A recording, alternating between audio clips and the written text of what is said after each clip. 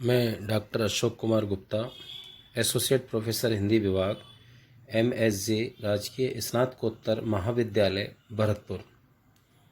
आज हम BA part प्रथम के द्वितीय प्रश्न पत्र में जो आपकी 5 एकांकी लगी हुई है, उसमें उपेंद्रनाथ अश्क द्वारा रचित तौलिए एकांकी के व्याख्यांश के बारे में हम चर्चा करेंगे। प्रिय छात्रों, व्याख्या को करने के लिए हमें 4 बिंदुओं में लिखना होगा। सबसे पहले हम उसका संदर्भ लिखें। संदर्भ में आप ये बताएं कि प्रस्तुत गद्यावतरण हमारी पाठ्यपुस्तक पंचरत्न एकांकी संग्रह में संकलित उपेंद्रनाथ अश्क की तौलिए एकांकी से लिया गया है। दूसरा आता है प्रसंग। आप इसमें ये बताएं कि मधु और वसंत दोनों पति पत्नी हैं। मधु एक नए विचारों की है, तो बसंत पुराने विचारों का व्यक्ति है। बसंत दिल्ली की एक फर्म में मैनेजर है, उसे 250 रुपये मासिक वेतन मिलता है। बसंत जो है मस्त प्रकृति का व्यक्ति है, वो औपचारिकता की अधिक चिंता नहीं करता। तौलिए को लेकर के पूरा पाठ चलता है। बसंत जिस तौलिए से मुंह पहुँच लेता है तो किसी उसी से हजामत बना लेता है। मधु इसी बात से चिढ़ती है और बसंत को टोकती रहती है।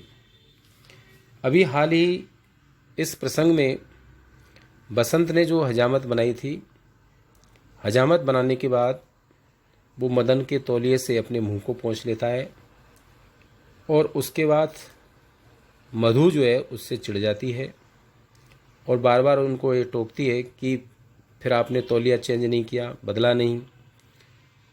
तो इस बात से बसंत जो है वो कहता है कि ये कमबख्त तौलिए ध्यान ही नहीं रहता, उसे एक जैसा लगता है। वो ये कहता है कि हजामत के तौलिए कैसे हैं, और मधु इस बात को कहती है कि हजामत के तौलिए तो रंगीन है, बीसियों धारियाँ पड़ी हुई है, वो अलग ही दिख जाता है। बसंत इस बात को कहता है कि भाई मैंने तो चश्मा नहीं लगा रखा था, ऐनक नहीं लगा रहा था। इस बात से मधु इसके अर्थ कहती कि चश्मा होने के बावजूद भी आपको कौन सा कुछ दिखाई देता है, अर्थात आप इस चीज़ पर ध्यान ही नहीं देते। ये जो प्रसंग आता है, उसी प्रसंग में बसंत अपनी बात को मधु के सामने रखता है, क्योंकि मधु मुंह फुला करके बैठ जाती है, नाराज हो जाती है। उसी नाराज़ी के भाव को बसंत अपने इस भाव में प्रकट करता है, इस गद्य में प्रकट करता है और कहता है। अब आप व्याख्या में लिखें कि मैंने तुमसे कितनी बार कहा है कि अपने भावों को छिपा लेना तुम्हारे बस की बात नहीं है। तुम्हारी अपेक्षा, तुम्हारा क्रोध, तुम्हारी समस्त भावनाएं तुम्हारी आकृति पर प्रतिबिंबित हो जाती है। तुम्हें मेरी आदतें बुरी लगती है, पर मैंने तुम्हें अंधेरे में नहीं रखा। अपने संबंध में, अपने स्वभाव के संबंध में सब कुछ बता दिया। मैंने अपने सब पत्ते ... अर्थात कहने का भाव यह है, या आप उसमें लिखें कि जब बसंत मधु के सामने अपनी बात को रखता है और इस बात को कहता है कि देखिए आप बात बात पर चिढ़ती हो, मुंह फुला करके बैठ जाती हो, और आपके जो भाव है वो भाव जो है वो छिप नहीं पाते हैं, क्योंकि तुम्हारे बस की बात भी नहीं है। तुम्हारे भाव स्पष्ट रूप से दिख जाते हैं कि तुम क्या चाहती हो। जैसे तुम्हारे चेहरे के जो भाव हैं उस पर क्रोध, तुम्हारी सारी भावनाएं तुम्हारी आकृति पर दिखाई दे जाती है। अर्थात इस बात का ये पता लग जाता है कि तुम क्रोधित हो, चिड़ी हुई हो और मुझ पर गुस्से हो।